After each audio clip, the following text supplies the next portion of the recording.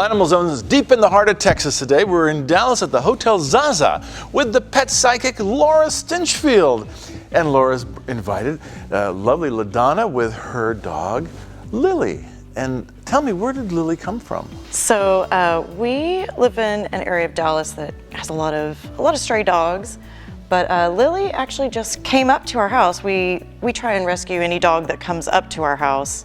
And she was one of those, but my husband was just in the backyard hanging out with our other dogs. We have 3 other dogs that all arrived pretty much the same way.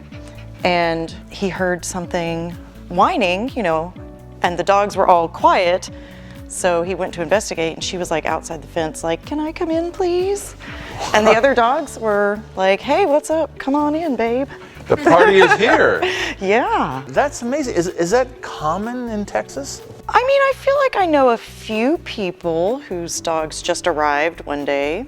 I've never had a dog come to my front door. I'm waiting. I'm hoping. Right? Maybe it is just a Texas thing. Wow. And do we know what Lilly is? So I'm guessing she's some flavor of pity. But I have no idea. I mean, that's kind of a common breed in our, you know, that we see a lot of out there. Right. But actually, when she showed up, she was, and you'll kind of see she was very emaciated, and she's got, her hips are actually crooked, and when she showed up, she had her top of her head. I was like, what kind of dog is this? Because she looked like a baby cow, because her head was more like this. Right. And then a few days later, I noticed like she started looking more heart-shaped, and I was like, oh, it was swollen. So I don't know what happened to her. She's already telling me. Oh my gosh. So I got my tissue ready.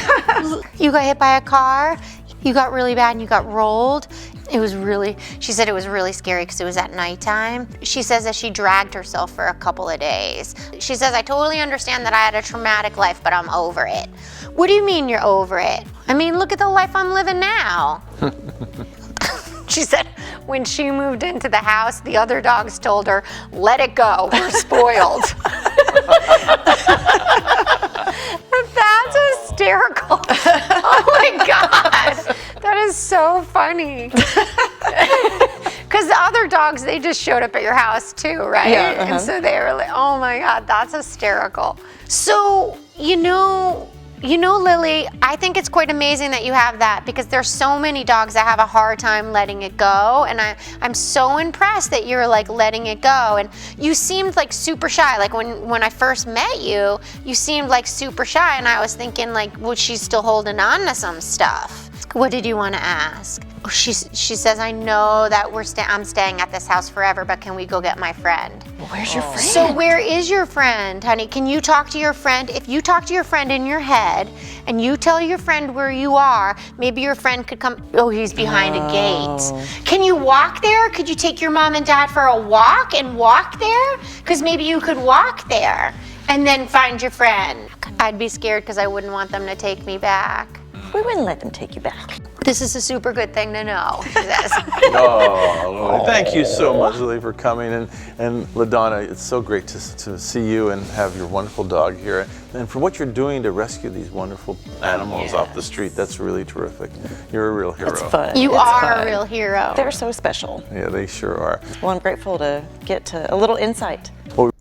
So I have an update on Lilly. She moved with her family to 38 acres in Arkansas, and they are living their best life. I wanted to point out here, I don't know if you guys all caught it, about how there was a lot of talk about how the other dogs in the house were talking to Lilly. And I think this is really important to make a note out, because sometimes we don't recognize this, we don't know this, we don't see this, but it happens a lot that the other dogs in the house are teaching the dogs that come in. And so this is something that we can utilize, and we can actually talk, when we rescue an animal, we can actually talk to the dogs that are presently in the home and ask them to teach and to help the new dog. And you can see in this case, it went really far. Okay, you guys, thanks for watching. Lots of love. Every time I count my blessings, I count you first. Every time I count my blessings,